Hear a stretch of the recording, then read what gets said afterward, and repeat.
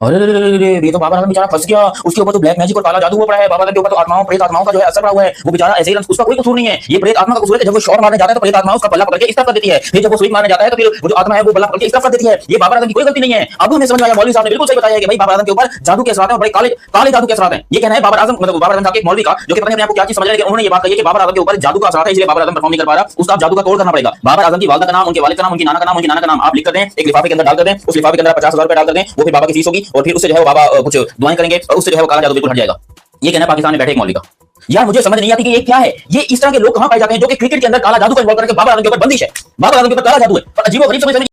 दोस्तों इंडिया का जो आईपीएल का टैलेंट है उस बारे में तो आपको किसी किस्म का कोई शक नहीं है कि वो टैलेंट अच्छा नहीं है। वो टैलेंट दुनिया का सबसे ज्यादा मतलब प्रीशियस टैलेंट है और ऐसा टैलेंट है जिसने इंटरनेशनल सतह पे जाके परफॉर्मेंस दे दी हुई है। मतलब जोफ्रा आर्चर, मार्क इस तरह के बड़े क्लास बॉलर्स को वो डोमिनेट कर चुके हैं। ये बात होगी साइड पे। अब आ जाते हैं पाकिस्तान और इंडिया का जो एशिया कप का स्क्वाड है उसमें एक ना कंपैरिजन सा कर लेते हैं, क्योंकि कुछ बड़े पाकिस्तानियों को चुन मची हुई है कि वो हरा देंगे इंडिया को। मतलब वो वेस्ट इंडीज से 92 के आउट होने के बाद, वेस्ट इंडीज से वनडे सीरीज में खेलने के बाद वो इस शामिल में बैठे हुए हैं कि हम इंडिया को भी एशिया कप में हरा देंगे। तो उनको ना मैं थोड़ा सा आज ब्रीफली बता देता हूं कंपैरिजन करके। एक साइड में पाकिस्तानी टीम रख लूंगा, एक साइड में इंडिया की रख लूंगा और बेटा player to player, bowler to bowler और स्पिनर टू स्पिनर ऐसा कंपैरिजन करूंगा, बेटा फट के हाथ में आ जाएगी। इन सारी सोनों के लिए चप्पल टाइप जैसे घंटों की, इनको पता चल जाएगा मैं खुद भी पाकिस्तानी हूं। बट बात वो करनी चाहिए कि बात आपको रियलिटी में सच्ची वाली नजर आ रही हो। इंडिया के टैलेंट का कोई मुकाबला नहीं है, इंडिया की टीम का कोई मुकाबला नहीं है। ये बात आप अगर एज अ क्रिकेट फैन मानोगे ना तो आप मान लोगे, बट अगर आप एज अ पर्सन में बोलोगे वो पर्सन अच्छा नहीं। ज्यादा माइक से सुबह पाकिस्तान पहुंच गया बाबर आजम रिजवान। आज मैं जीवन की रिपोर्ट पढ़ रहा हूं, उसके मुताबिक बाबर आजम और रिजवान है ना वो नहीं आते वापस, इवन कि वो प्लान दे भी नहीं आगे के लिए भी। अब देखिए क्या बनता है। ट्राई सीरीज का स्क्वाड आएगा, एक आएगा एशिया कप का। तो ट्राई सीरीज में कुछ चेंजेस होंगे, यंगस्टर होंगे, उसके बाद इससे कहता था एशिया कप का स्क्वाड आ जाएगा। 7 को फाइनल है, 9 को एशिया कप शुरू हो रहा है। बाकी इंडिया, अफगानिस्तान, इसी के साथ साथ यूएई होगी, बांग्लादेश होगी, श्रीलंका होगी, ये सब के सब इस एशिया कप का पार्ट होंगे, हांगकांग वगैरह।